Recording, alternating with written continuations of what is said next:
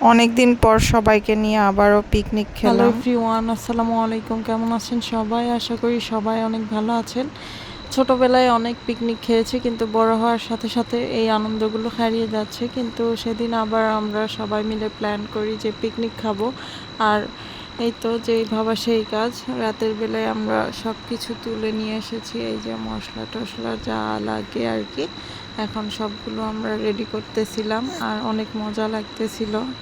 পিকনিকের সময় সবাই একসঙ্গে কাজ করা হয়, আর এটারও মজা আছে কাজ করার মধ্যে। যারা বাসায় কাজ করে না তারাও কিন্তু পিকনিকের সময় এসে কাজ শুরু করে দেয়, একদম ছোট বাচ্চা থেকে শুরু করে বড় মানুষ। আর এই তো আমরা ছোট্ট একটা বক্স নিয়ে এসে এখানে মজা করতেছিলাম, ছোট বাচ্চারা এখানে আনন্দ করতেছিল। আর সব মিলে দিনটা অনেক ভালো ছিল।